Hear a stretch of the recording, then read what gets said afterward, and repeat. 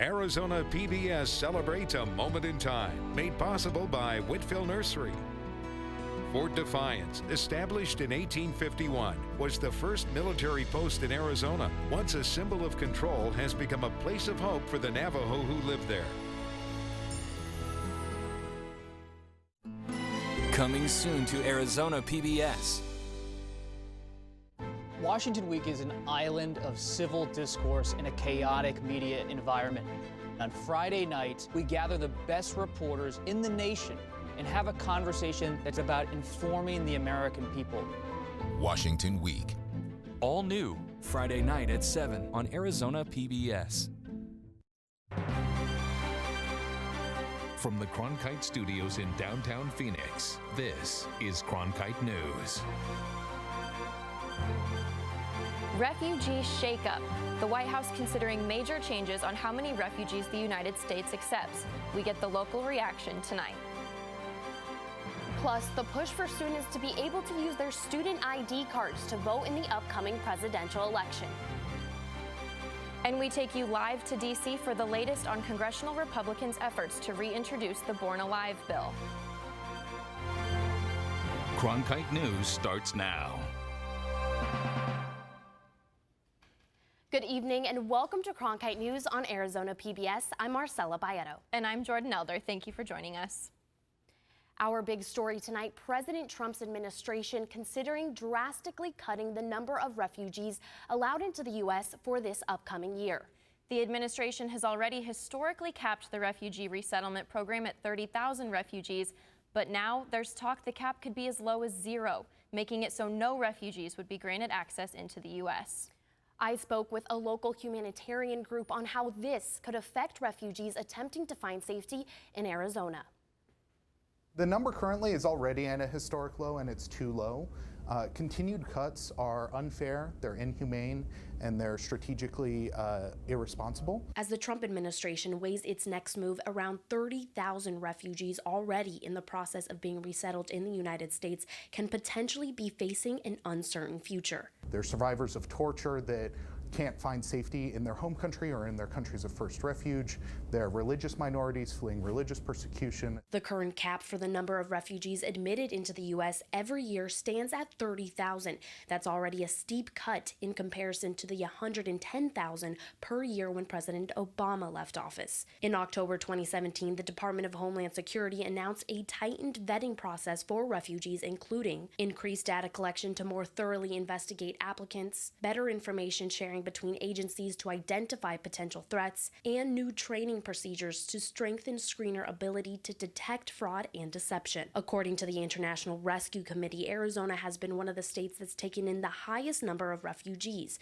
Arizona Department of Economic Security numbers show that by last month, more than 1,200 refugees had resettled into the state. Cronkite News reached out to U.S. Citizenship and Immigration Services, but they would not comment on the record. However, according to the Immigration Nationality Act, quote, the number of refugees who may be admitted under this section in any fiscal year after fiscal year 1982 shall be such number as the president determines. End quote. Because the decision ultimately is in the hands of President Trump, local and state lawmakers are calling on him to actually increase the cap. Through this letter, they urge your administration to resettle at least 95,000 refugees in fiscal year 2020.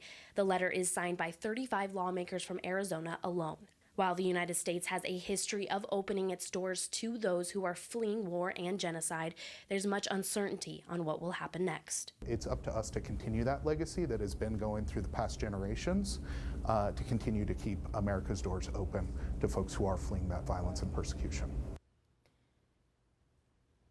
Now, even though President Trump does have the power to enact this new cap, the Immigration Nationality Act does state there needs to be appropriate consultation and justified by a humanitarian concern or in the interest of the country before any major adjustments can be made.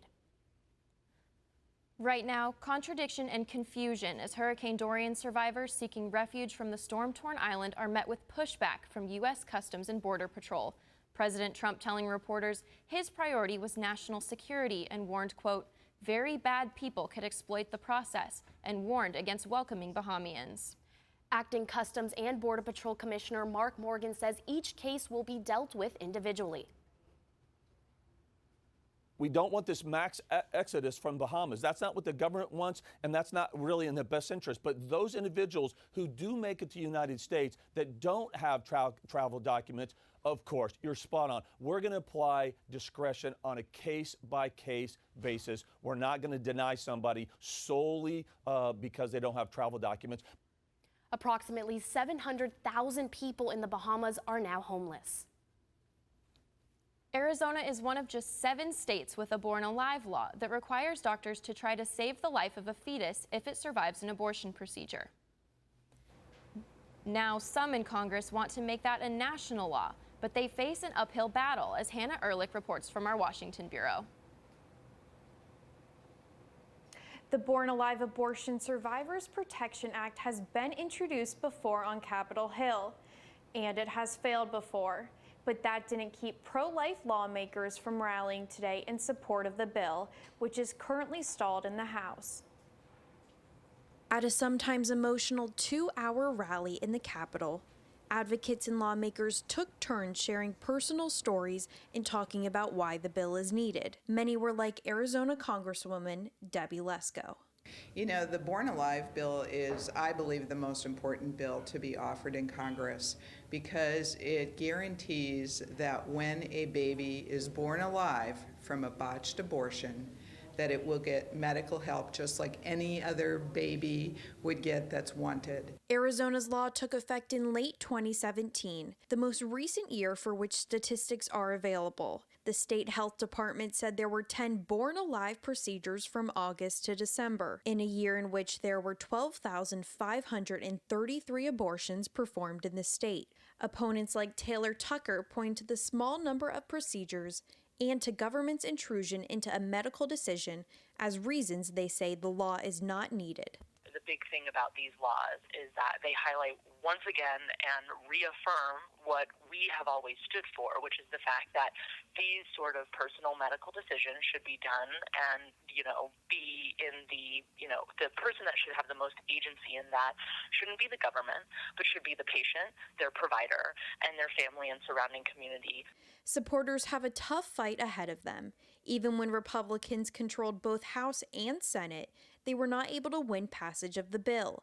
With the House now in Democratic hands, the bill's backers say the request for a vote has been rejected 80 times by Speaker Nancy Pelosi.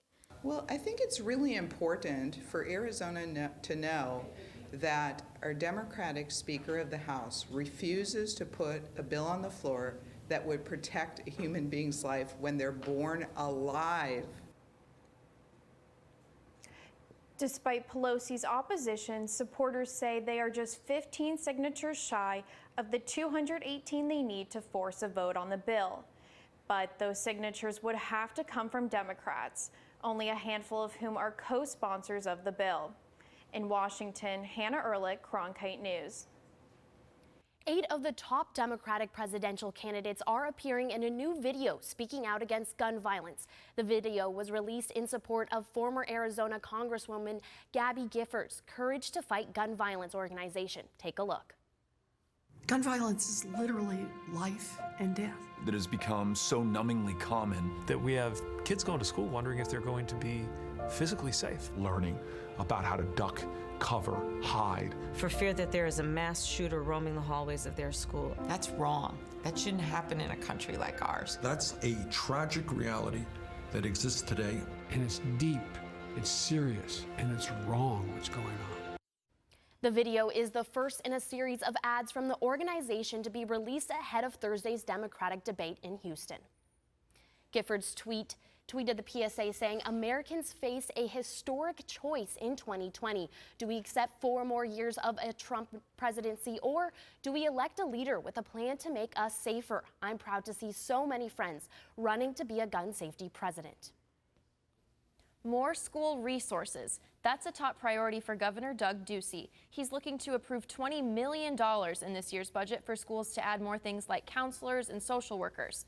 The governor's office has been working with the Department of Education to ensure the funding gets to schools as soon as possible. Ducey tweeted, "The government shouldn't get in the way of keeping our kids safe. Schools can apply for funding beginning Monday, September 16th. Students could soon be able to use their student ID card to vote this November. Cronkite News reporter Peter Gong explains what's behind this effort. The Arizona Secretary of State is proposing to allow student ID cards from a public college or university as an acceptable form of government-issued ID. It's being considered in a draft of the Elections Procedures Manual. There is high interest in students participating in elections. Back in 2016, students waited hours at the Tempe campus to cast their votes. Executive Director for the Arizona Advocacy Network, Joe Edmond, says accepting student ID cards can help address the barriers students face when voting in elections. A lot of students who didn't have that driver's license are trying to figure out how you can mix and match these different documents and usually aren't super familiar with what is going to count. So at least sending a clear message and hopefully stories like this help to get the word out that a student ID at least gets you part of the way there. ASU said in a statement regarding the use of student ID cards on Election Day that ASU has been actively exploring this issue. There are multiple issues that need to be considered as it relates to using student IDs for voting purposes, such as the fact that many ASU student IDs are tied to bank accounts, which raises security concerns if addresses were to be printed on those ID cards, and the fact that we are dealing with a highly mobile population, which would require continuous updates to student IDs.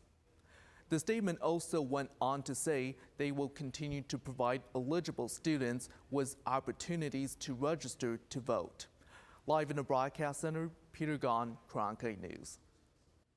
The Navajo Nation is looking to bring electricity to more homes on reservation land. The pilot project originally brought power to more than 230 homes. Now the Navajo Tribal Utility Authority is looking for volunteers to help connect even more homes in the spring. Approximately 1/3 of Navajo Nation residents do not have electricity and rely on kerosene lamps, generators, candles, and flashlights. The tribal utility connects more than 400 homes on the reservation each year across 4 states.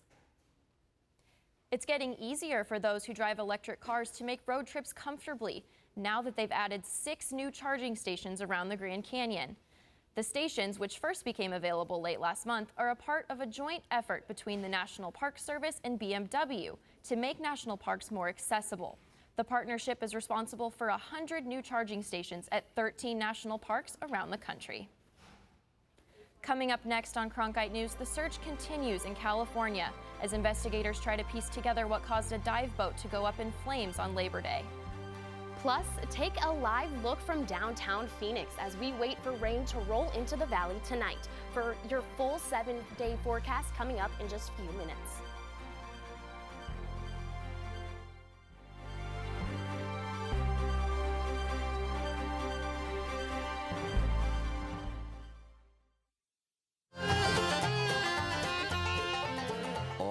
Children had come to the Mother Church of Country Music. It was almost like a badge of honor that you had to bring your culture with you to the table. That's why Bob Wills and his guys brought us Western music. That's why Hank Williams brought the South with him from Honky Tonks. Johnny Cash brought the Black Lamb Dirt of Arkansas. Bill Monroe brought music out of Kentucky bluegrass music. Willie Nelson brought his poetry from Texas. Patsy Cline brought her heartache from Virginia. I mean, it was the most wonderful parade of sons and daughters of America that brought their hearts and their souls and their experiences, and it gave us a great era in country music.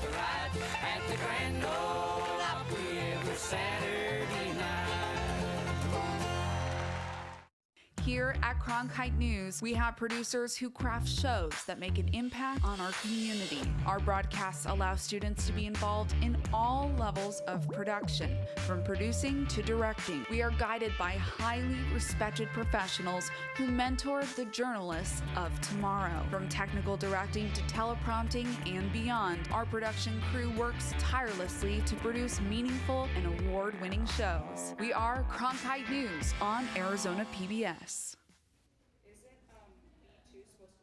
Developing now, a top FEMA official who restored power to Puerto Rico after Hurricane Maria is now facing bribery charges. Asha Tribble allegedly took helicopter rides and hotel rooms from the president of contracting firm Cobra Acquisitions. She's also being accused of pressuring FEMA and the local power authority to award the company $2 billion worth of restoration contracts. Salvage operations for the dive boat that went up in flames on Labor Day will resume tomorrow morning, weather permitting. Authorities have remained on scene to enforce the safety zone at the site. The Conception sank following an early morning fire last Monday, claiming the lives of 34 passengers. Investigators have not yet determined the cause of the blaze. Authorities are also reviewing records documenting safety practices that were obtained by search warrant. Schumer is heading up an effort to block President Trump from transferring military construction funds to pay for new fences along the U.S.-Mexico border. The money was initially set aside for military-based projects, including new schools, but the president is arguing the money would be better spent along the southern border. The Pentagon identified $3.6 billion worth of these construction projects that it was willing to cut in order to free up funds. The Senate was able to pass a similar measure earlier this year with the help of 12 Republicans, but the move was struck down by the president. Cracking down on vaccines. After months of backlash, major protests, and political hurdles, California Governor Gavin Newsom signed 2 bills limiting vaccine exemptions for children. Senate Bill 276 and 714 will require public health officials to verify doctors are granting exemptions for legitimate reasons. And those doctors who grant more than 5 will come under a state review. Certain school districts have become a hot spot for unvaccinated students, where more than 10% of children were exempt from vaccines. It really is about protecting kids, and so it was very important to me that we passed this legislation. It's our duty as a people to not obey unjust laws, and we are going to march our children into the schools regardless of these unlawful laws. The new laws will go into effect in California on January 1st. Still to come on Cronkite News, dozens of Americans this year have experienced respiratory illness from vaping. Now, one governor is speaking out about the dangerous trend. We'll have more on the growing concern and how it is affecting Arizonans after the break.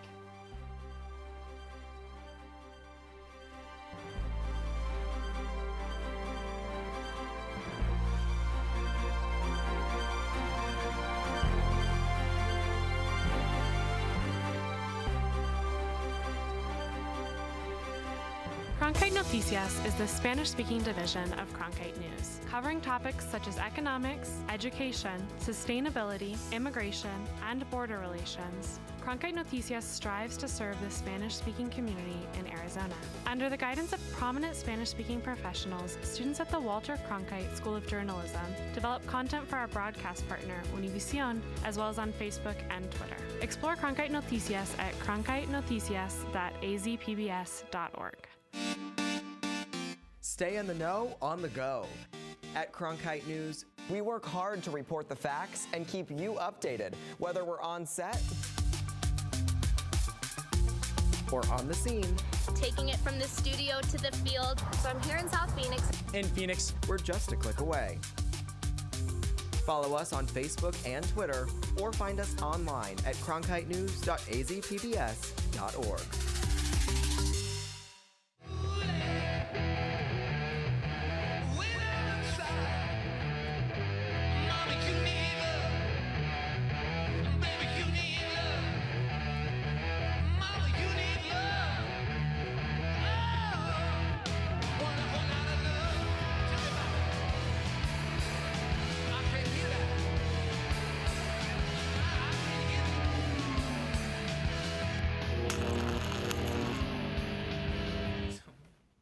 Right now, vaping is becoming a major health concern across the country. According to the Arizona Republic, vaping is a suspected cause in 7 cases of respiratory illness right here in Arizona.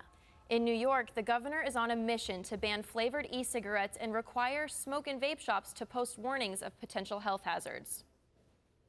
Common sense says if you don't know what you are smoking, don't smoke it. And right now, we don't know what you're smoking in a lot of these vaping substances, etc. Blue Cross Blue Shield of Arizona and fitness icon Jake Steinfeld of Body by Jake unveiled a $100,000 fitness center at Brunson Lee Elementary School in Phoenix on Friday. Cronkite News reporter Delaney White is joining us live with what this means.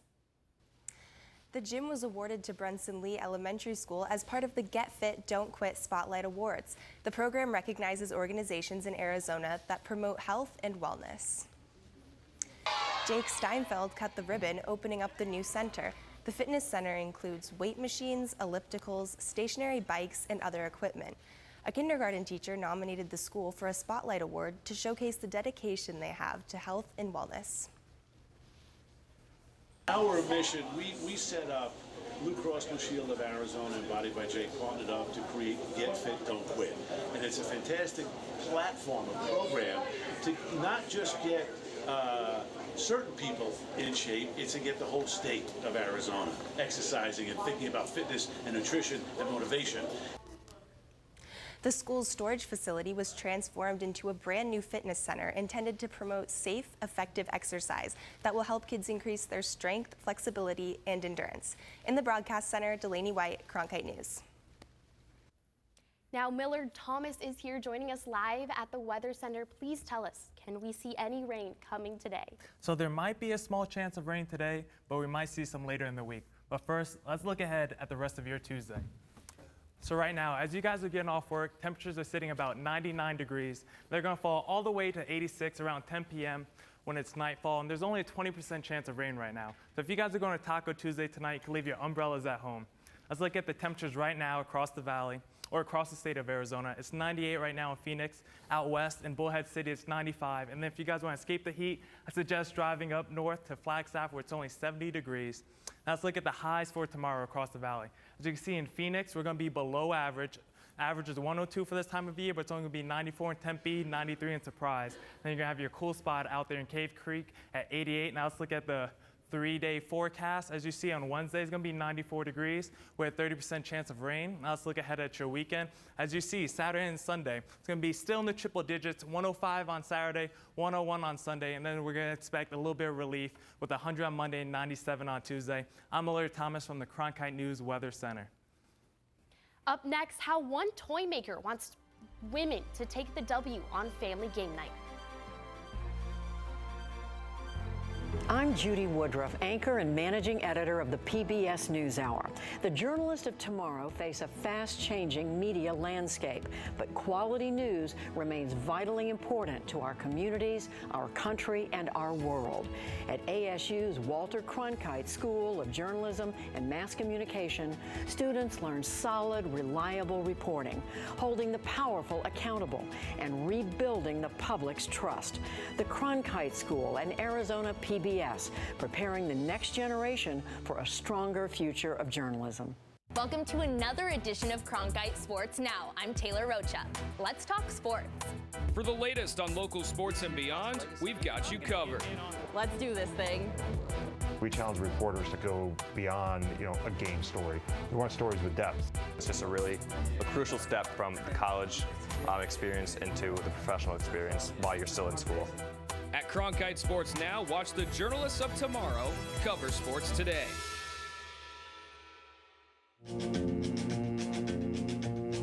As sure as night is dark and day is light, I keep you on my mind both day and night. The song came from my mother's fear. You're going out on the road and these girls are coming up and to you, and he wrote, I walk the line. I'm going to stay true to you. I keep a close watch on this heart of mine.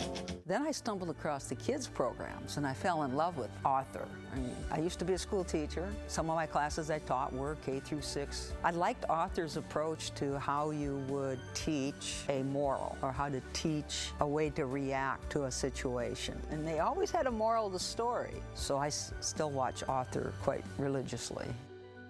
For more information about including Arizona PBS in your future plans, visit azpbs.org/giving.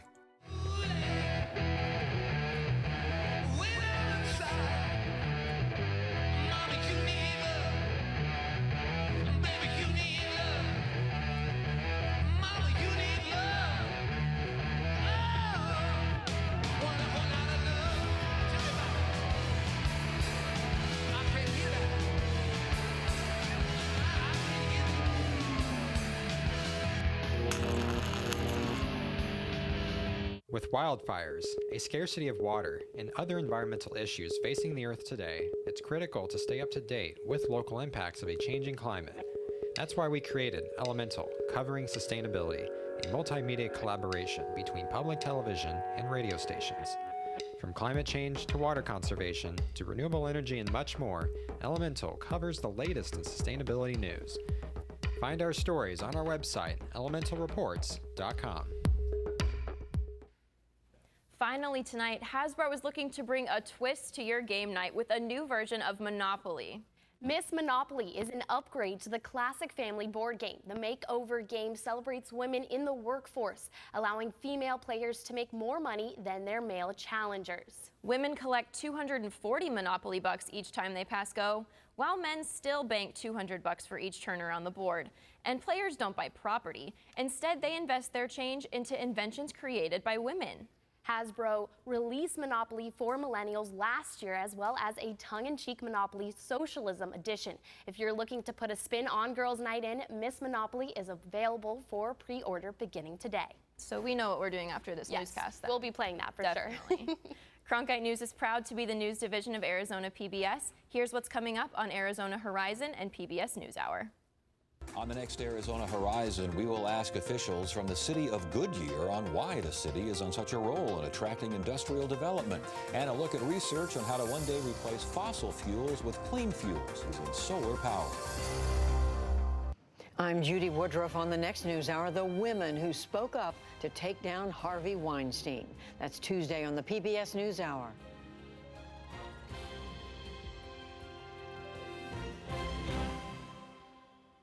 That's it for Cronkite News tonight. Thanks for joining us. For top Arizona stories anytime, go to cronkitenews.azpbs.org.